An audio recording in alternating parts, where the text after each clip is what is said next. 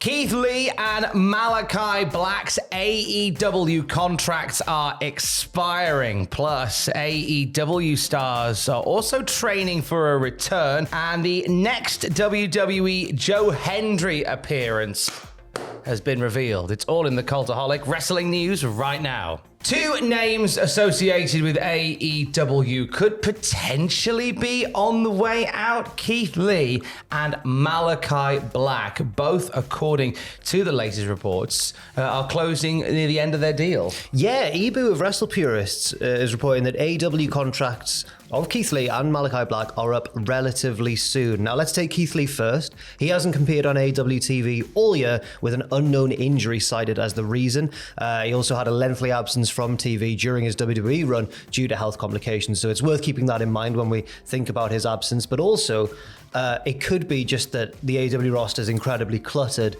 and sometimes people do go on lengthy absences from TV because there's just too many wrestlers and not enough time. Too many cooks, too many cooks. I hope, obviously, that it's not health. Very good reference. I hope that it's not health complications, obviously, from Keith Lee. But yes. It would also be a tremendous shame if it's just that they've forgotten about Keith, which you warned them. We did a whole song. You did. You warned them not to do that. We told you, Ross and I told you at great length in a music video to not forget about Keith. Yeah, exactly. And look at you forgetting about Keith, you animal. Potentially. Malakai Black's the other one now. He competed a few weeks ago and hasn't really had anything to get his teeth into since he dropped the TNT title to Adam Copeland. Yeah, he's been in the trios division and everything. They've still been presented as strong. The House of Black generally have been presented as strong and everything. But yes, I would argue that when Malakai Black was initially signed with AEW, maybe people envisioned him in a higher role than he finds himself currently. It's worth noting, of course, as you mentioned off camera, that a couple of years ago in an interview in 2022, Tony Khan mentioned that Malakai Black had longer on his contract than this report that EBU of Wrestle Purists has put out would suggest. So EBU's saying that it's up relatively soon, but that interview 2 years ago from Tony Khan would suggest that Malakai's contract is a bit longer than that. I believe it was in 2022 he said that he has 5 years on his deal. Right. So quick maths, it should if that first report is correct, it should be 3 years still. So whether or not there has been a change maybe to Malakai Black's deal with AEW, that's not out of the realms of possibility. Not at all. He's been one of those characters where you're never quite sure if he's been truly happy as part of AEW, at least from what I've seen. You're never quite sure. I think he kind of came in, and then obviously we've had a massive change of the guard in WWE, and I think a few people in other promotions who have left WWE have suddenly gone, I think I'd want to play there now. Yeah, and especially now that Triple H is in control rather than Vince McMahon over in WWE, because both Malakai Black and Keith Lee could be considered two of Triple H's NXT children from when he was running the brand, and seemed destined for success on the main roster. And it was that case time and time again of a very promising call up from NXT and Vince McMahon having really no idea what to do with them. He convinced himself from rumors that Keith Lee didn't know how to wrestle like a big man, and he nicknamed him the Bearcat Keith Lee, and it was all very stupid.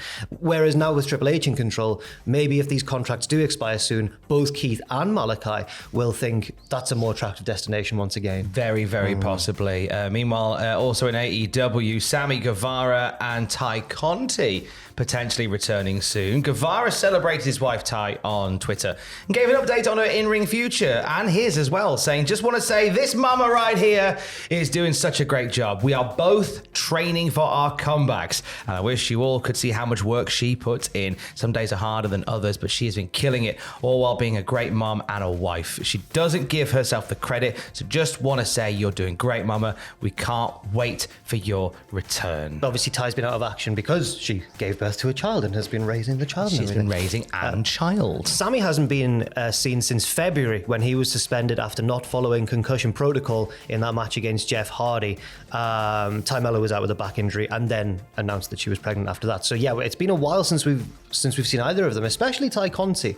And I think now that the women's division is once again populated by big, strong characters directors and everything and all these big names, I think she would be a welcome return to the division too. I think very much so. Staying with AEW, MJF set to defend his newly won AEW International title on international waters. He's off to Arena, Mexico on August the 2nd, where he's going to face Templario, who won a one-night tournament last night to earn a match with MJF for the title. That's very interesting. Sam Driver will be pleased. He's a big fan of Templario. Big fan, yeah. He's an incredible worker. And I can imagine that MJF would have a lot of fun if he ends up taking this title all around the world to different places and different promotions. Being like an old NWA style champion, healing round the world. Healing the world, but in a very different way. Yes. Yes, Sam would be excited. He was the first one to put me onto Templario's skills, although Sam is currently in Barcelona getting drunk. So I don't know if he'll know the news yet. Well, we'll send him a telegram in a short while. From one heat magnet in MJF to another in Pat McAfee. On the Pat McAfee show this week, the conversation turned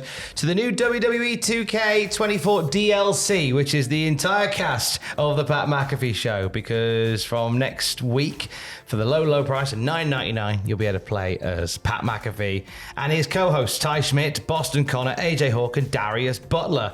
Not been a great reaction online from hardcore ardent 2K24 fans to this news. No, many are upset that particularly, NXT standouts like Sol Ruka, for example, have been omitted in favour of Pat and his pals. Pat responded to the fan backlash online, tweeting, "Some of these bum-ass IWC folks are calling this the worst DLC of all time." That's very rude. It is very rude. So on Pat McAfee show yesterday, Pat's co-host Ty Schmidt addressed the backlash further, saying, "I know a lot of people are pissed, especially that D, Butch, Connor, myself, AJ are in it because they want some of these other losers that no one has ever heard of from NXT to be in the game. Why are these guys not in the DLC pack? Well, it's because no one wants to play with them. That's why. At first, I was like, man, should I be upset that these people are pissed that we're in the game? No, absolutely not. F them." That's kind of where I stand.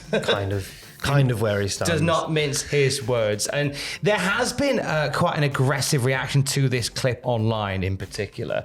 I saw some people calling, because whilst it was Ty Schmidt that said it, they cut to Pat McAfee after the NXT losers comment, and Pat's chuckling away. How very droll of you, Ty. Let's talk about the hand egg some more.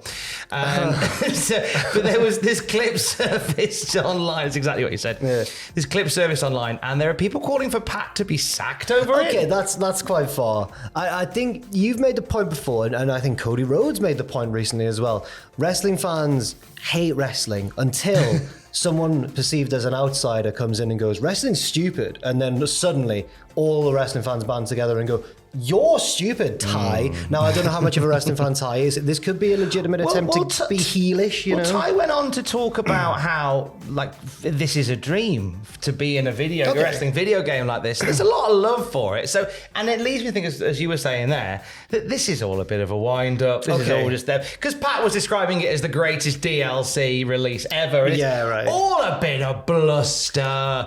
And also, is this not a brand deal? It seems very much like a brand deal, doesn't it? It's not like WWE have just gone, we don't want Sol Ruka, we definitely want Ty Schmidt in the game. Yeah, I get that, and it seems as though they may have paid to be in the game or something like that. Yeah, there's some money that's changed hands here, I think. I would understand it, though, if I was somebody in NXT and I was thinking, hang on, they're just calling me losers out of nowhere and I'm not in the game. So I get why that might be quite annoying. But as you say, on the other hand, maybe it's all a bit heelish bluster. I just feel like in the wrestling world, where it's really easy to get heat and you've got to watch your mouth, I feel like Ty might have run his mouth too much. Quite possibly. Toilet bite's going to batter him. Let's talk about those NXT losers for a little bit, because last night we had NXT on the road to the Great American Bash, and we now know when we're next going to see Joe Hendry. Last night on NXT, we saw a video package all about Joe's rise, complete with clips of fans reacting to his surprise appearances, and some clips from his early years, and numerous moments from TNA, of course, as well. And the video ended with Hendry revealing that he would be putting on one of his famous concerts at the NXT Great American Bash Night 1, because it's a two-night thing. This is what he does, Tom. This is what he does. He does the concerts. But here's the bigger thing here. When have you seen WWE make a video package like this for a non-WWE talent? Right, and how much longer is he going to be a non-WWE talent? how I think much is the follow-up longer question. Yeah, they're very invested in portraying him as a massive star. The fact that he's getting this dedicated in-ring segment, he does these occasionally. He did one in his early days in ICW. He did one recently in TNA when he was taunting AJ Francis, singing the Creed song, not. Can you please get fired? It's wonderful. Because it's happened twice before. And he gave us a nice live version of You're Banned from Diving. You are banned from diving. That was the AJ Styles' old theme, wasn't it? Yeah. Very good.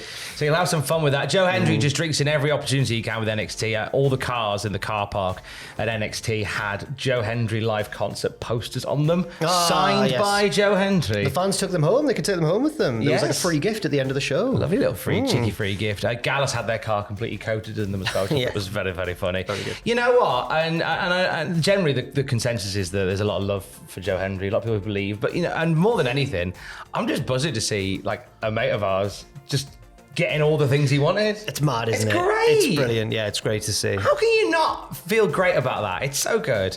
Also confirmed for the Great American Bash Night 1, a couple of title matches, including Tony D'Angelo defending the NXT Heritage Cup against the No Quarter Catch Crew's Tavion Heights. Yes, he's the newest member of the No Quarter Catch Crew after they killed off Damon Kemp. They certainly did.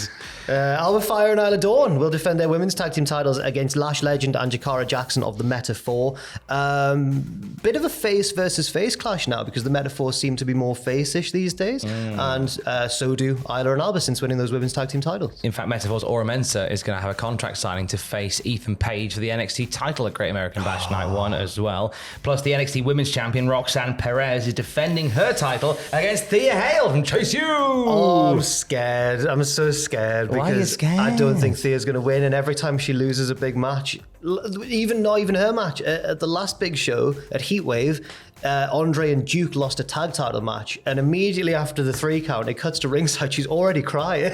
How is she going to handle this if she loses against Roxanne? Oh, bless her. I know. We're thinking of you, Thea. Are you twitching tonight? Yes, myself and Owen are on twitch.tv/Cultaholic from 6 p.m. We're not with the Swans anymore. Ooh. We're with Birmingham City. Ooh. So we left and got a job with Birmingham. There's a regular who sometimes would pop up in the chat, and we haven't seen him since, called Villa Fan Dan. And I feel like Villa Fan Dan, he doesn't know yet, but when he comes back, it's going to be, I've described it as like that gif from Community where Donald Glover walks in with the pizza and everything's on fire. So you're like, why have they taken charge of Birmingham?